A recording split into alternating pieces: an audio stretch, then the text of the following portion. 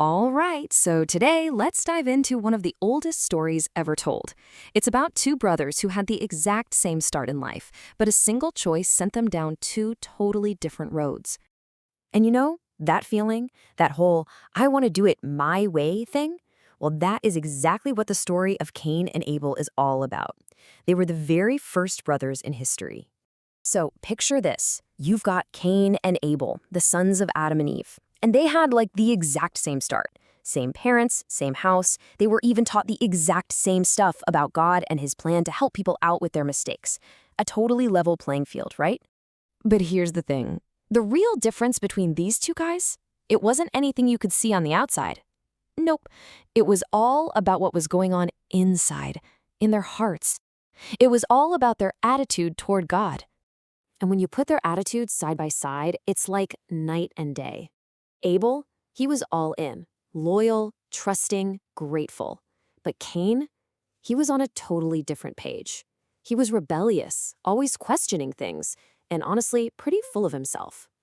So how did this all shake out in real life? Well, God basically gave them a test. It was a way for them to show what was really going on in their hearts. Let's see how they each stepped up to the plate. Okay, so this test revolved around something called a sacrifice. And this wasn't just, any old gift. It was a really specific way God had asked people to show that they believed his promise. The promise that one day a Savior would come and fix everything. And God's plan? It was super clear. He laid it all out. Step 1, you gotta admit that sin is a real problem. Step 2, bring a lamb as the sacrifice. And step 3, show that you have faith that this future Savior sacrifice would be the thing that truly fixes the problem for good. The lamb was like a giant arrow pointing to that future promise. And Abel? He got it. He totally understood. He did exactly what God said. He brought the best lamb he had, showing everyone, hey, I trust God's way. It's the only way.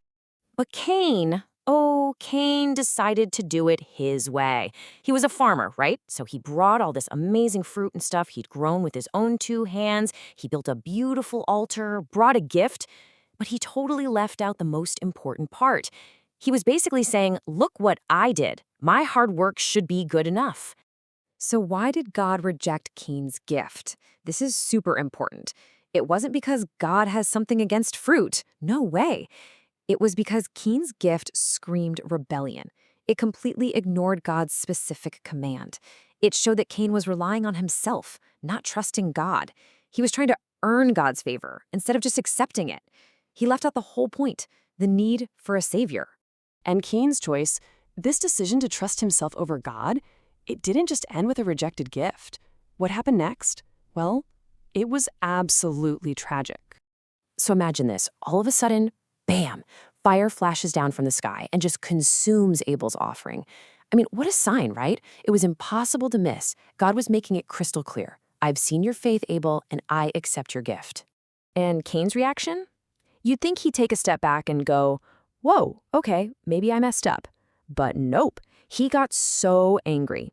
He was mad at God for not taking his gift, and he was seething with jealousy toward his brother for doing it right. But even then, God reached out. He gave Cain another chance. He warned him, saying, Cain, you can still make this right, but you gotta be careful. Sin is right there, like a wild animal crouching at your door, just waiting to pounce. But Cain just wouldn't listen. His anger, his jealousy, it just boiled over. Instead of dealing with his own mistake, he took it all out on his brother. And in a moment of pure rage, Cain killed Abel, the world's very first murder. Wow, so why are we still talking about this story thousands of years later? It's because this isn't just some old tale about two brothers. It's really a story about two paths, two ways of living that every single one of us has to choose between, even today. And this really breaks it down, doesn't it? You've got Abel's way, the way of faith. That's all about trusting God's plan, knowing we need help. And then you have Cain's way, the way of works. That's trying to do it all ourselves, relying on our own efforts. One path leads to acceptance with God. The other leads to rejection and so much worse. So what's the bottom line for you and me?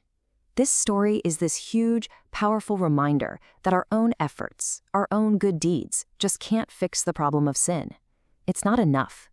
Just like Cain, if we try to approach God based on how good we are, it's never going to work.